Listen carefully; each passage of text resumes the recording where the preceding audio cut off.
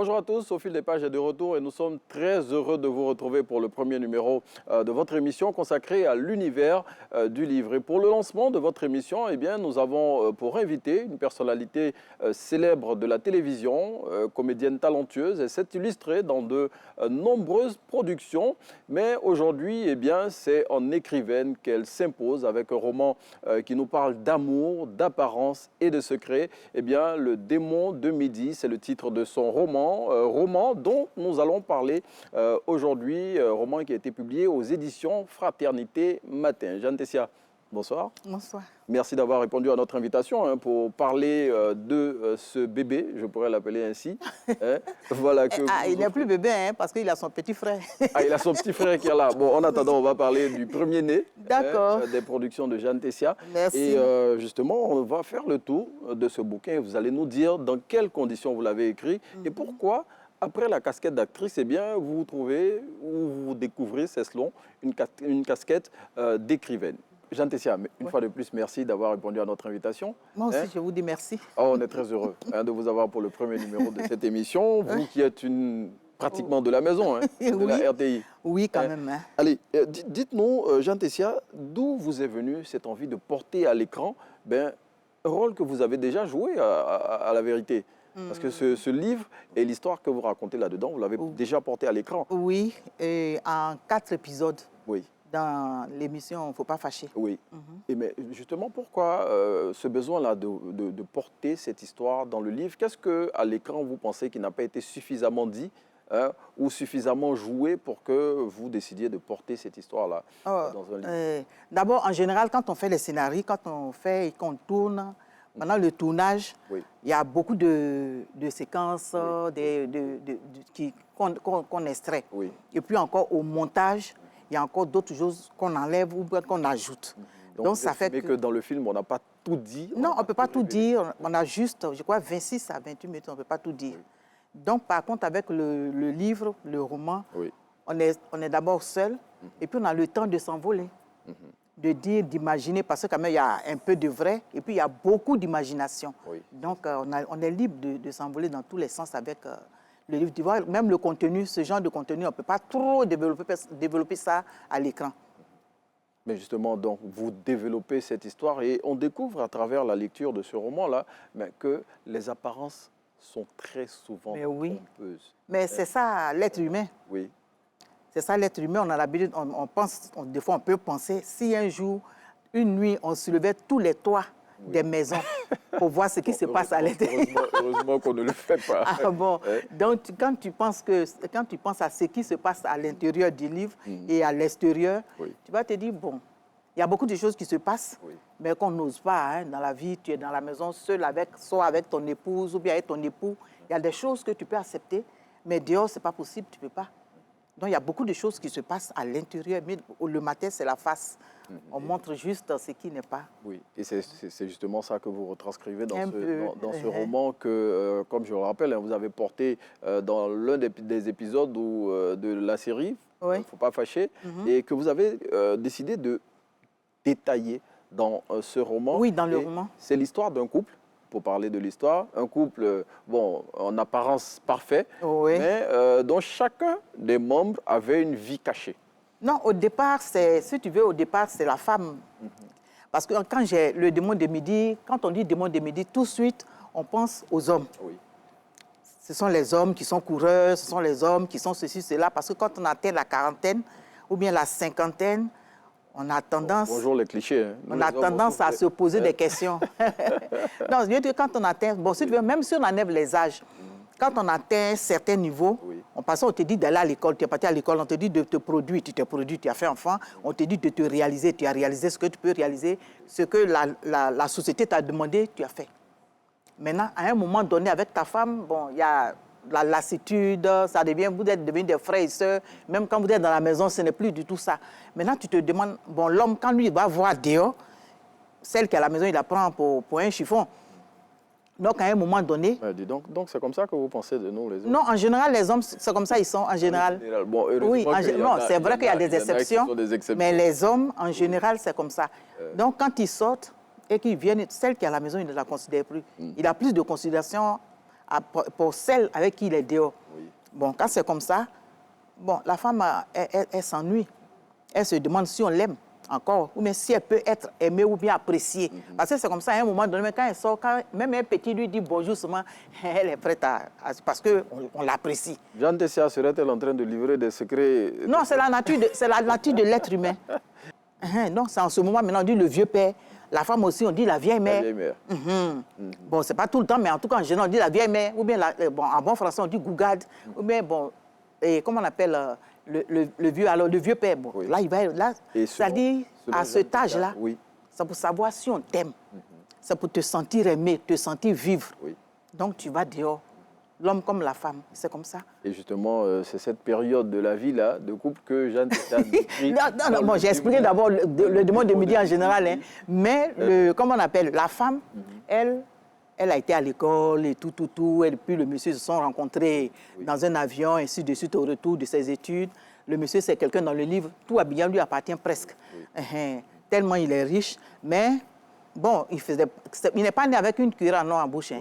Il a travaillé très dur, même pour être là où il est. Non, ça dit, si vous voulez voir, on peut dire que c'est quelqu'un qui est quitté au village. Il a travaillé dur, il allait à l'école, donc il ne s'est pas occupé de quoi que ce soit.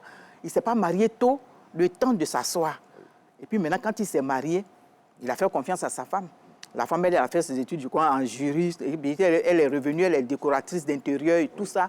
Et c'est dans ça, son ami à lui a dit, ah, que vraiment, je viens d'arriver, je veux m'installer, tout, est-ce que je peux avoir... Il dit, mais non, ma femme, comment on appelle, elle, c'est son travail. Elle est décoratrice. Elle peut le faire pour voilà, toi. c'est le genre de personne, elle, où on la tâche là, celle-là est brute. Elle ne va pas loin. Donc, elle s'est arrangée pour se taper les amis de son mari. Bon, c'est un truc comme ça. Mais jamais le monsieur savait, mais il n'a jamais dit quelque chose. Parce qu'elle cachait très bien son jeu. Et, mais il a découvert après. Oui, il le découvre. Et l'un des tournants de cette histoire-là aussi, Jeanne Tessia, c'est, je dis, la fin tragique du monsieur. Qui intervient dans des conditions que vous décrivez avec force et détail aussi. Non, il est bien mort. Moi, je pense qu'il est... Bon, la mort n'est pas intéressante, mais lui, au moins, il est parti heureux. Est-ce que pour le téléspectateur ou bien pour le grand public mourir de cette manière-là, c'est la meilleure des morts? Bon, on dira, Jeanne Tessia, on va marquer une petite pause. On ne va pas tout livrer maintenant. On va partir pour la première rubrique de notre émission parce qu'au fil des pages, c'est aussi des rubriques et on part pour la première de ce jour. Il s'agit du Doc littéraire qui fait le compte-rendu de la 5e édition du Five, un événement plutôt consacré à la littérature pour enfants de façon spécifique. On regarde le compte-rendu de cette activité.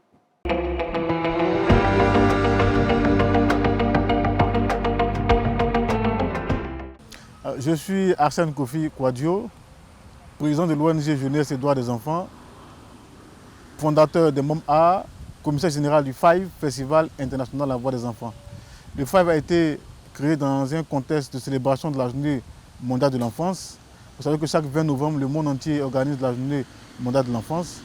Et nous avons décidé d'organiser le Five pour permettre aux enfants de célébrer cette journée autour des activités éducatives, notamment à travers une cérémonie d'ouverture officielle qui est un cadre de plaidoyer, à travers des allocutions, notamment du ministère de la Femme, de la Famille et de l'Enfant, le ministère de la Culture, le Parlement des enfants de Port-Boué et moi-même en tant que commissaire général. Et ça a été aussi le moment de différentes prestations artistiques et des activités sociales, des dons de kits scolaires aux enfants.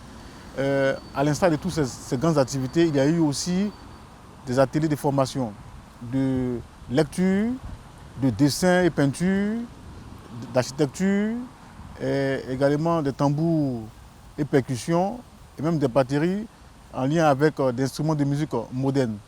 En termes d'innovation, cette année, il y a eu le Five Climat en soutien à la COP 30 qui s'est tenue au Brésil.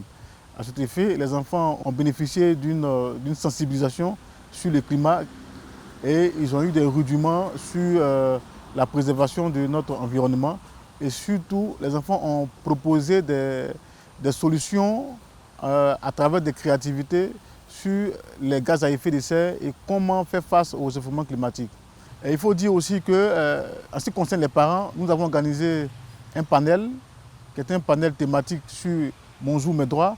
Et ses parents ont eu pour panélistes le ministère de la Femme, de la Famille et de l'Enfant, l'UNICEF, également l'ONG Mères Courageuses. Et ces parents ont été inculqués sur les valeurs et sur comment éduquer ces enfants et surtout aussi comment accompagner l'enfant et comment resocialiser les enfants et aussi les parents, comment avoir les outils nécessaires afin d'aider les enfants à pouvoir réussir leur parcours scolaire. Et il y a eu aussi une grande performance culturelle à travers la sortie officielle des Mômes A, la troupe artistique qui a été créée grâce au Five. Ce sont des enfants dans nos Mambo, des enfants qui viennent qui vivent des situations un peu plus difficiles, qu'on a essayé de récupérer et de recruter, qui ont permis de mettre en place une troupe artistique, qui ont fait montre de leur savoir. Il y a eu également des différentes prestations de troupes artistiques pour enfants. Et en termes d'impact social du Five, c'est plus de 350 enfants qui ont été formés dans une créativité artistique. C'est pour dire que le Five devient un événement par excellence d'éducation et de création et de créativité pour les enfants. Le Five est aujourd'hui considéré comme le plus grand festival pour enfants en Côte d'Ivoire, et ce grâce à l'appui des partenaires, notamment l'UNICEF, le ministère de la Femme, la Famille et de l'Enfant, et également le ministère de la Culture. Et en termes de perspective, nous voulions inviter des pays d'honneur à l'effet de partager notre expérience quant au respect des droits de l'enfant en Côte d'Ivoire. Et pour ce faire, nous avons besoin de l'appui des partenaires et des bailleurs. Vous savez que tout ce qui concerne les enfants demande beaucoup de ressources, beaucoup de moyens. Et pour en faire le Five, le plus grand festival pour enfants, nous avons besoin de financement, nous avons besoin d'appui. Et pour ce faire, nous invitons les partenaires techniques et financiers à nous accompagner à l'effet de permettre à plus d'enfants, des enfants qui viendront du nord, du sud, de l'est de la Côte d'Ivoire, qui vont se retrouver au Five. Et ensemble, ils pourront véritablement être socialisés ou même resocialisés afin de leur permettre de repartir avec une plus-value. Et donc pour nous, c'est de faire du Five comme aujourd'hui l'un des moments les plus importants pour les enfants en Côte d'Ivoire. Merci. Nous sommes de retour et on est très heureux de vous retrouver pour ce premier numéro de votre magazine littéraire Au fil des pages. Et Jeanne Tessia, avant de partir au doc littéraire, on parlait des conditions dans lesquelles M. Gravier Oui. Est décédé après plusieurs péripéties et surtout, après, je ne dirais pas la découverte de l'adultère, dont sa femme se rendait coupable régulièrement avec ses amis. Avec ses amis. Voilà, situation qu'il a découvert, mais qu'il a gardée pour lui parce que c'était trop humiliant pour lui en tant qu'homme. Il est trop grand pour se rabaisser à cela. Oui, donc il a gardé ça en lui et il est parti dans la tombe avec. Mais il est parti dans la tombe comment? Jeanne Tessia nous le dit. Bon, c'est dans un hôtel, ça s'est passé. Oui. Et puis, avec son ami, avec qui il a un enfant. Donc sa maîtresse. Oui, c'est sa maîtresse, c'est sa maîtresse. Mais comme il aime respecter les choses, il ne l'a jamais exposée comme ça en tant que maîtresse. Oui. Mais il s'occupe d'elle, ce qu'il veut, mais ce que la femme veut, il donne. Il n'a pas encore reconnu officiellement l'enfant. Mais dans ces derniers jours, on ne sait pas ce qui s'est passé, comme on dit toujours. Il a eu le temps d'appeler son notaire, de faire de rentrer dans tous les détails et puis régler tout ça. C'est après ça, ils sont allés en week-end. Il avait des réunions d'affaires là-bas, mais il est parti avec elle. Et malheureusement? Malheureusement, les choses se sont passées, ou bien heureusement, les choses se sont passées pour lui, mais malheureusement, parce que c'est quelqu'un qui on peut dire qu'il est un peu cardiaque, mais elle ne savait pas. Ce que j'ai réalisé à la lecture de ce livre, c'est que vous y rétablissez un équilibre entre ce que je peux appeler des préjugés qui sont toujours en train de flageller les hommes. Et là, vous parlez de l'infidélité aussi de la femme. Oui, mais je l'ai dit, je l'ai dit tantôt. Oui, sans fioriture, et vous mettez sur la table des faits. Oui, ça peut arriver, ça arrive aux femmes, parce que le démon de midi... Presque au quotidien, mais qu'on cache concernant les femmes. Oui, mais les femmes, elles sont des êtres humains aussi. C'est des hommes qu'on met en avant. Non, la femme, c'est un être humain. Elle a aussi ses désirs, elle a aussi besoin d'être aimée, de se sentir aimée. Mais si elle ne trouve pas ça chez son mari, elle fait quoi? Bon, là, ce n'était pas le cas, mais si elle ne trouve pas ça chez son mari, elle fait quoi? Elle va vieillir vite. Oui. Elle va se laisser mourir. Quand tu ne te sens pas vivre, tu t'en vas là. Quand on dit ça, tu ne meurs pas, parce que tu ne meurs pas, vrai, là, mais tu ne vis plus. Oui, tu es là comme ça, comme une ombre parmi les gens, et puis on te dit un petit Y, mais qui n'est même pas insultant, net, tu t'enflammes. Et justement. C'est ça là qui te manque. Et le monsieur ne te donne pas ça, ou bien la femme ne te donne pas ça, comme tu veux. à la lecture du démon de midi, eh bien, vous comprendrez toutes ces choses-là qui font que, comme le dit notre invité de ce jour, eh bien, certaines femmes se retrouvent dans des situations, on pourrait dire, malencontreuses. Donc, messieurs, aimez vos femmes. Ah, il faut aimer la femme. Donne-lui ce qu'elle veut, elle va te donner ce que tu veux. Et justement, si tu ne la considères pas, tu la prends comme ça là aussi. À un moment donné, elle va te prendre comme ça. Et là pour elle, la mère a tapé, mais juste à côté. On n'est pas allé loin. Oui. Si on me voit avec l'ami de mon mari, qui sait que je fais quelque chose? C'est l'ami de mon mari, tout le monde connaît. Oui. Ah! Oui, justement. Mais Jean Tessia, à côté de cette histoire que vous avez incarnée à l'écran, je le rappelle. Oui, là, mais j'ai joué le personnage de Ségui, c'est-à-dire la sœur de Gravier. La sœur de Gravier. La sœur est l'aînée de leur famille. Dont on parle, qui est l'un des héros ou des personnages principaux de ce livre-là. Mais je dis, à côté de cela, est-ce qu'il y a des histoires que vous avez observées dans la vie réelle qui vous ont donné un peu plus d'éléments aussi pour coucher toutes les histoires? Bon, on observe, on entend, ainsi de suite. Et puis, on peut vivre ça d'une manière indirecte, c'est-à-dire ça peut se passer soit dans la famille, ainsi de suite. Parce que là, quand, par exemple, à un moment donné, quand le monsieur est décédé, c'est arrivé, on demande à la dame, tu l'as coquifié à combien d'hommes? Là, c'est une question qu'on lui a posée. Mais dans la tradition, on ne peut pas te dire, pour ne pas nommer. Bon, nous ici, on ne met pas de feu, on ne brûle rien. On fait plutôt plaisir aux téléspectateurs. Et surtout, on leur parle d'œuvres comme celle-là, Le démon de midi, qu'on les invite à découvrir et à lire. Surtout, œuvre qui est parue, je le rappelle, aux éditions Fatma. Jean Tessia, on va marquer une autre pause, parce qu'on a une deuxième rubrique qu'on présente à nos téléspectateurs dans cette émission. Et c'est la rubrique « Dis-moi ce que tu lis ». Et pour ce premier numéro, eh bien, Marie-Ange Miem, notre reporter, est allée à la rencontre de Kane Maoula, acteur bien connu aussi, de Jean Tessia notamment, qui était sur le lieu d'un tournage d'un film dans lequel il va jouer bientôt, qui sera sur les grands écrans. Et c'est là-bas qu'il lui a partagé l'une de ses passions, un livre qu'il a lu. On regarde ensemble.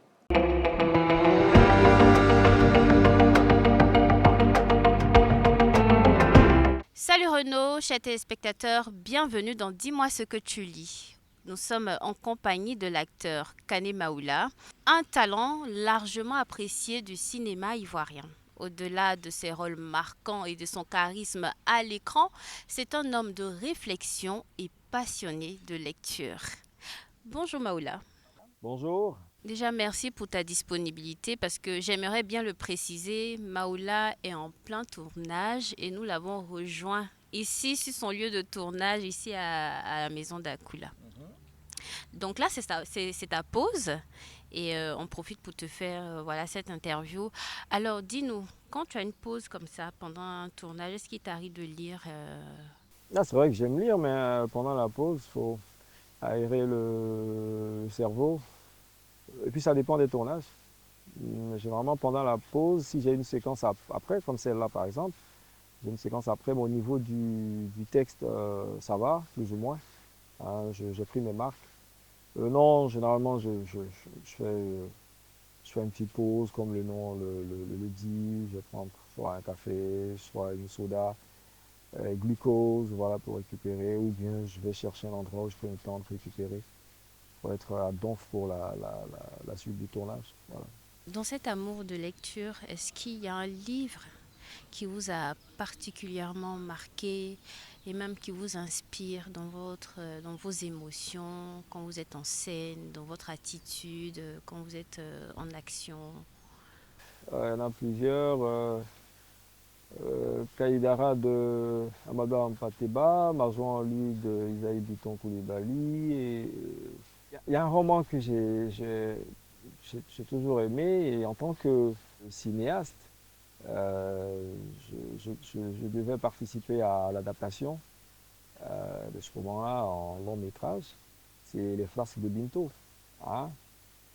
Et aujourd'hui, quand tu dis Les Flasques de Binto, c'est un peu tout le monde, tous ceux qui étaient élèves, des gens qui ont bougé, qui sont allés aux États-Unis, un peu partout dans le monde. C'est des souvenirs. C'est quelque chose de fort. Voilà. Et j'ai une anecdote. Ouais, je suis ce gilet-là. À la nage, je ne suis pas forcément un requin ou un tilapia. Et un jour, je partais au Palais de la Culture pour la formation. Puisque nous, on a été formés au Palais de la Culture. Et j'étais dans le bateau-bus.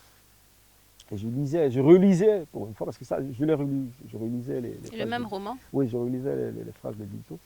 C'est l'un des romans que je lirais, tu vois, comme des gnocchis qu'on mangerait, tu vois, pendant le mois de Ramadan. Et je lisais, et je suis arrivé à la partie où il y a, je crois que c'est la pilote de Monique, voilà, qui allait chavirer. J'ai fermé, on va dire superstition, mais j'ai fermé à ce passage-là. Ouais, c'est les phases de Binto, c'est une histoire, c'est un drame. C'est un drame, c'est un chef-d'œuvre. L'histoire de nos 3 protagonistes, Binto, Muriel, Monique, c'est une histoire que vivraient et que sûrement vivent les gens aujourd'hui. On changerait les époques, on changerait le décor. On est toujours dans les sentiments, dans les non-dits, dans les choses refoulées, dans cette petite part d'irresponsabilité, hein, parce qu'on va d'égoïsme, parce qu'on va s'écouter. Ah, et Binto, à un moment, il n'écoutait que lui, il suivait ses sentiments, il oubliait qu'il faisait mal à quelqu'un qui lui donnait son amour, lui donnait son amour à quelqu'un d'autre, qui en donnait à quelqu'un d'autre.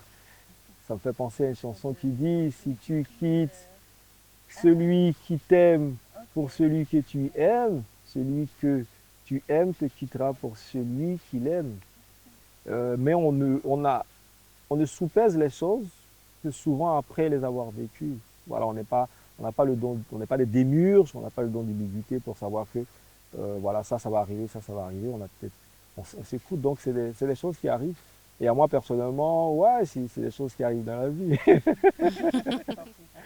Pour finir, quels conseils, quelles recommandations donneriez-vous à vos fans en ce qui concerne bien sûr la lecture, les livres, la littérature? Alors, les jeunes, les enfants, d'accord, mais moi je veux parler des parents.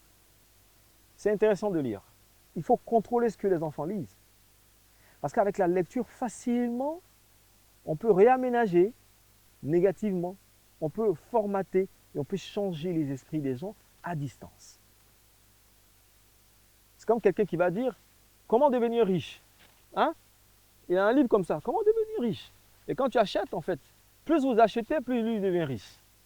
Ça ne veut pas dire que ça va te rendre riche forcément. Parce que lui, il n'aura pas fait le tour du monde en une seconde pour avoir toutes les cultures des 7 milliards des personnes pour dire que... Parce que même les démarches pour devenir riche, c'est culturel. Il y a des gens qui vont te dire, ça, on ne fait pas ça chez nous, on ne fait pas ça chez nous, mais il y a des gens qui n'ont pas de frein. Donc toi, tu vas lire ça, tu étais à une seconde de devenir riche, mais ça va remettre en cause toutes tes données parce que tu as lu comment devenir riche et tu vas reprendre à zéro quelque chose qui ne te concerne pas. Tu vois? Donc il faut faire attention à ce qu'on lit et il faut contrôler ce que les enfants lisent parce que vous allez voir que demain ils vont adopter certaines doctrines parce qu'ils ont lu quelque part quelqu'un qui est très malin et qui écrit tu dois faire ça, tu peux faire ça, nanana. Est-ce qu'il y a une autre actualité où vous pouvez nous en dire un peu plus? Oui, là on tourne un long métrage, enfin le 2 d'un long métrage que les gens ont beaucoup aimé, Les 3 Lascars 2, Momo, Willy, Idriss. Jamo! Merci beaucoup Kane Maoula pour ce partage authentique et inspirant. On comprend que derrière l'acteur charismatique que vous êtes se cache aussi un amoureux du livre. Et à vous, chers téléspectateurs, on vous dit à très vite pour un autre numéro de Dis-moi ce que tu lis. Voilà, merci à Marie-Ange Miem pour cet élément avec Kane Maoula qui, voilà, avec les échanges qu'il a eu avec Marie-Ange, nous aura permis de découvrir une œuvre qu'il a lue et qui l'aura marqué. Jeanne Tessia, voilà, on est en train de courir pour fermer notre premier numéro de l'émission Au fil des pages. On ne dure pas, c'est juste 26 minutes. Oui, je vois. Mais bon, on prend plaisir à échanger avec vous, toujours sur cette œuvre, Le démon de midi. Œuvre facile à lire, je vous vraiment la recommande. Et Jeanne Tessia, on parlait des rituels au village. Oui, voilà, oui, je disais par exemple, parce qu'au village, quand tu perds quelqu'un, on te dit de dire le nom des personnes. Et avec combien de personnes tu as trompé ton mari et comment ça s'est passé, comment vous vivez chez vous. Donc tu dois tout dire. Donc si tu t'es trompé pour dire que ouais, je suis descendu quelque part, donc c'est ce que vous faites. Non, c'est qui l'a tué. Ou bien sûr, tu dis que c'est moi, j'ai fait comme ci, comme ça. Là. On dit, ah, donc, ça là, c'est là-bas, mais oui, c'est pas... Donc, c'est toi qui l'as tué. Tout ça là pour rien. À combien? Tu dis les noms. S'il y a le chef du village dedans, s'il y a un chef de famille dedans, ce sont des histoires. Tu sais que tu as mélangé le village comme ça. Donc, pour couper court, tu prends les cailloux, peu importe. Si c'est 10 euros, si c'est 50 euros, tu verses. Parce que la seule amende qu'on te demande là, c'est un mouton. Et justement, nous, on ne demande pas d'amende ici. Hein. Justement, on partage des histoires intéressantes, comme celle de Gravier et Ini, les personnages principaux de ce livre, Le démon de midi, écrit, je le rappelle, par Jeanne Tessia, hein, une œuvre que je vous invite à partager hein, et à lire, et à offrir aussi une œuvre qui parle des réalités de la vie, des faits vécus. Vous l'avez incarné à l'écran, cette histoire-là. Oui, le personnage de Segui, qui est la sœur aînée de la famille de Gravier. De Gravier, qui est le monsieur dont on parle. Le principal. Voilà, qui est décédé dans un hôtel. Bon, Jean Tessia a dit que c'est la meilleure des morts pour un Non, homme. quand j'ai dit c'est la meilleure des morts, je veux dire qu'au moins, il n'a pas trop souffert. Il n'a pas trop souffert. Oui, il n'a pas trop souffert. C'est qu'il n'est pas parti à l'hôpital, maigri. On dit, ouais, ferme les yeux, mange. Fais un effort, mange. Non, on a quand même. Bon, nous aussi, on n'a pas souffert parce qu'on a été très heureux de partager ce moment de fil des pages avec vous. Et Jeanne Tessia, quel message aimeriez-vous que le lecteur retienne après avoir fermé ce livre? On dira ça pour conclure. OK. Bon, ce qui est sûr, quand on lit un roman, chacun retient ce qu'il veut. Hein. Oui. Mais comme là, à l'intérieur, j'ai parlé des enfants, de la maltraitance des enfants, parce que dedans, la dame, elle a tout fait. Quand le monsieur est décédé, elle voulait récupérer tous les biens. Oui. Avant ça, le monsieur, quand même, s'est arrangé pour être plus ou moins équitable. Oui. Mais à la femme, il a légué l'hôtel, les hôtels où elle allait avec ses amants. Il a juste dit, comme tu sais tellement bien recevoir nos amis, dans les hôtels. je te lègue ça. Non, il n'a pas ajouté hôtel. Il dit, comme tu sais bien recevoir nos amis, je te lègue ça. C'est là qu'elle a compris que tout ça appartenait à son mari. Oui. Donc, tout ce temps-là, lui, il savait, mais il ne disait rien. Et justement, voilà, nous, on vous invite à parler hein, et surtout à lire. Oui. Et j'ai touché aussi un peu, parce que tu sais que les gens, c'est maintenant que les notaires, mais sinon, nos parents qui sont riches là, ils n'ont pas le temps de mettre ce qu'il faut sur papier. Et maintenant, quand ils s'en vont, c'est le gango de la famille qui prend. Oui. Et puis, il en fait ce qu'il veut. Les propres enfants du monsieur même n'en bénéficient pas. Et là, bon, j'ai touché un peu les notaires, les bons notaires. J'ai touché un peu les notaires. Non, il y a toujours exception partout. Voilà pourquoi il dit les bons notaires. Donc, j'ai touché un peu les notaires pour voir vraiment, parce qu'il faut être correct. Quelqu'un qui meurt, qui te confie son dossier, il n'est plus là. Il faut vraiment suivre ça. Justement, et puis régler ça. Oui, et justement, vous avez touché plein de sujets. Hein, oui, beaucoup quand même. Qui, un peu. Voilà, concernent la vie en société. Et certains sujets sensibles pour lesquels il faut véritablement faire attention. Et surtout, vous avez parlé des actes de succession. Il faut penser à assurer votre descendance en laissant. Notamment un testament. Jeanne Tessia, merci. Ah, c'est moi. On a été très heureux d'être avec vous. Oui, c'est moi. Merci beaucoup. Merci beaucoup. Des pages. Nous, on vous dit merci de nous avoir suivis pour ce premier acte. Il faudrait qu'on sache que la base de toute chose, c'est l'amour. Hein. L'amour. Il faut s'aimer, il faut s'aimer, il faut s'aimer. Parce que quand tu te sens aimé, tu évolues. Quand partout tu passes, tu sais que quelqu'un t'aime ou bien quelqu'un t'aime, tu es à l'aise. Merci. C'est très important. Merci Jeanne Tessia, merci pour ces mots intéressants et surtout ces mots qui interpellent les populations et qui mettent en avant le fait qu'il faut s'aimer pour tout et en toute chose.